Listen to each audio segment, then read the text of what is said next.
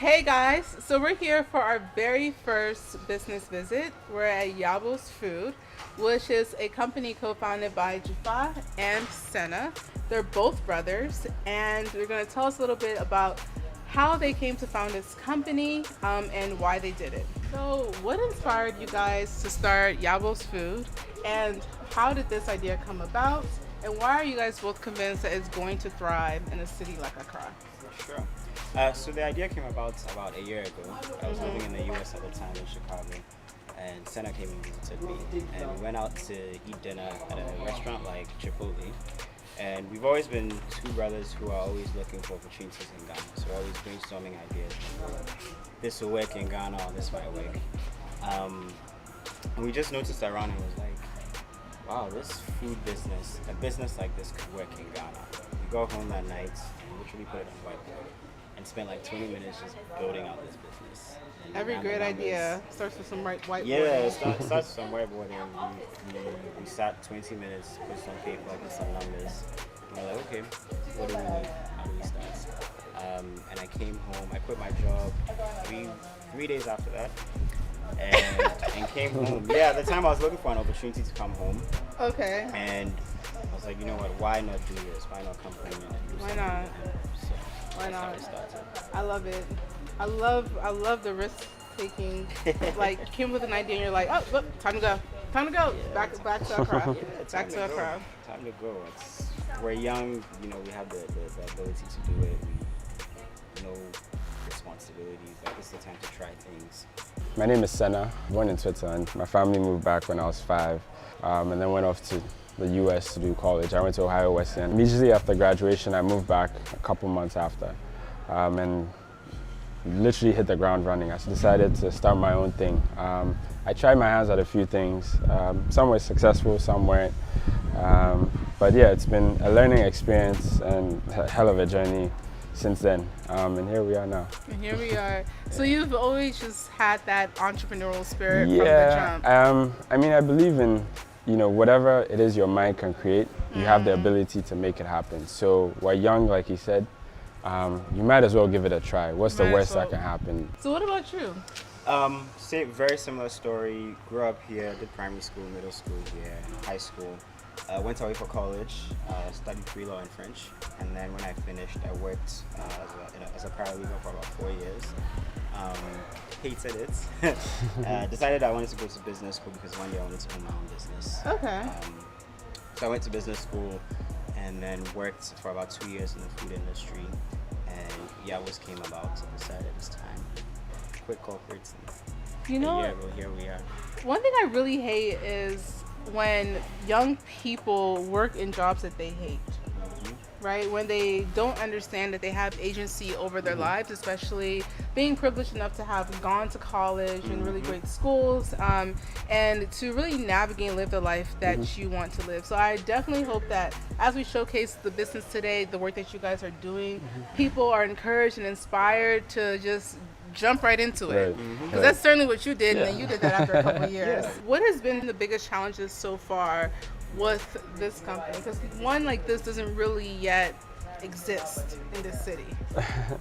I think for us, it's learning about this business and this industry. I haven't worked in food. I used to do distribution, mainly in alcohol.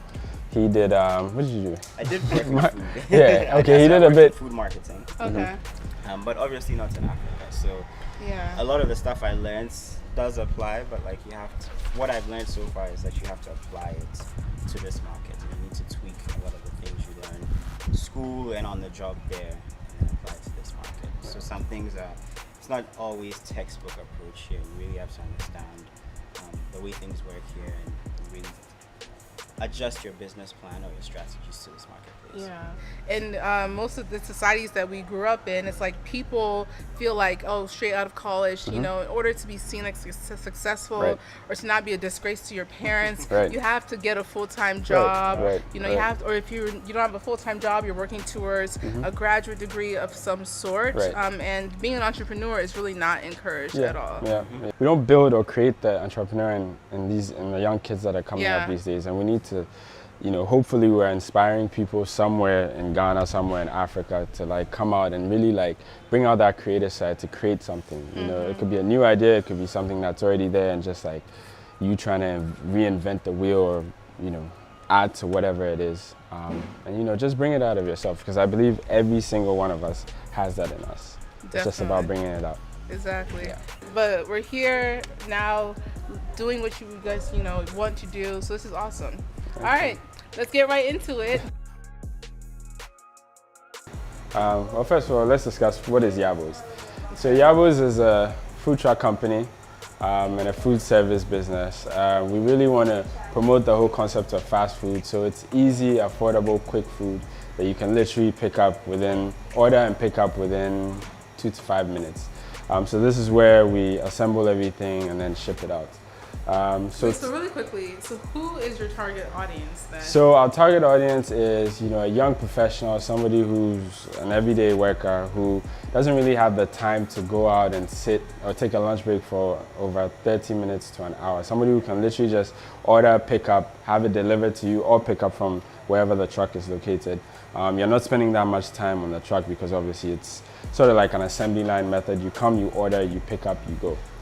So it saves you a lot of time, and it's convenient too. What is your price range? So typically an average Yabos pack for lunch would be about 15 cedis, which comes with a bottle of water. And for breakfast, you're looking at about 7 cedis. So the process starts with Nadia. As you can see, she's on the phone. She picks up the call, she takes the orders, which is sent over to the next station where food is prepped, then sent to the next station where it's packaged, and double checked if the order is correct, and then it's sent out to either the dispatch rider or placed onto the truck.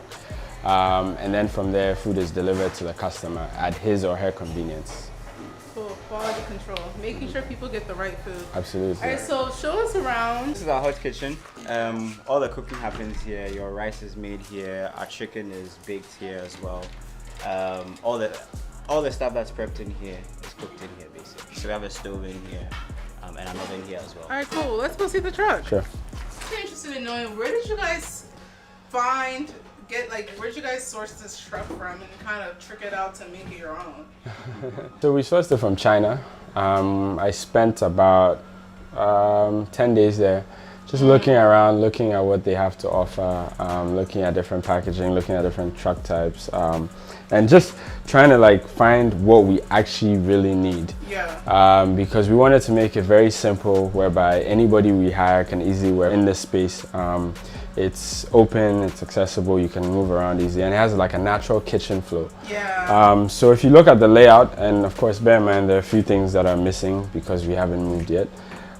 We have a hot tray, which is where most of the food is going to be placed. We have your freezer, you have a drinks fridge, and then we have little cabinets here where we'll keep our packaging. And because we're big on hygiene, we have a sink. So whatever needs to be cleaned, washed, people need to wash their hands, it's all right there. So I'm really interested in knowing, so I love the name Yabos actually, but tell us a little bit more about how you guys came up with this name. So Yabos is our grandmother's name. Okay. Our dad's mom. She passed on 2 years ago, but she was always cooking, and so her name was Yabole, and we used to call her Yabo for short. And so we just tied the business to her. So what about the logo? Because I feel like this is also pretty cool. I guess it's eye-catchy. I really liked it when I first saw it. So I mean, we're looking for friendly colors, Okay. colors that people can identify with, colors that stand out, that you don't need too much text, that you can just look at and it literally stands what out. It is, yeah. If you look closely, we sort of incorporated a chicken in there, so you can see a tail and a beak. Yeah, and that's mainly because we are sort of becoming known for our chicken, which is something we're very proud of. We take a lot of time in prepping our chicken and making sure that it tastes as good as you had. Hey, can I take your order? While I've been here, I've learned that it's incredibly difficult to actually get a loan because interest rates are so high. They're average 30%. No viable business is really getting a loan at 30%. The economics of it just simply doesn't make sense. But where did you guys get a loan to not only, or where did you guys get the funding to not only source this truck, build all of this out because this land actually was totally clear, like there was nothing here. How were you guys able to make it happen? So we sort of went the traditional route, which is, when I say traditional route, which is obviously moving to your immediate circle. So if you have a solid product or service and people believe in it, they will naturally just gravitate to it and really be willing to help you. So that's, well, I guess we were lucky in that sense. We felt like we had a solid product. We pitched it to a couple of people that were close to us. Fortunately, they believed in us and they were more than happy to help. Aside from the funding, what would you guys say is perhaps an entrepreneurial skill that if you lack, that is also going to be a roadblock or will really inhibit your ability to start and build a viable business? I would say the biggest thing is being comfortable with ambiguity and uncertainty. Starting a business is obviously a lot of learning new things that you've never probably done before. Right. So you definitely have to be one who's comfortable with learning new things, comfortable with not knowing all the answers, but having the right team around you to guide you and help you figure some of the problems out. And that's something that we've tried to do with some of the staff we have. Yeah. We've hired experts who can like cook the food and stuff like that, accountants and so on and so forth. But definitely being comfortable with ambiguity, and then I would say also being dedicated. Being dedicated. Being dedicated. Being dedicated Being to your cause. dedicated and being comfortable with getting your hands dirty. I mean, we're up at like 5:30 every single day just to make sure that this business thrives. Yeah.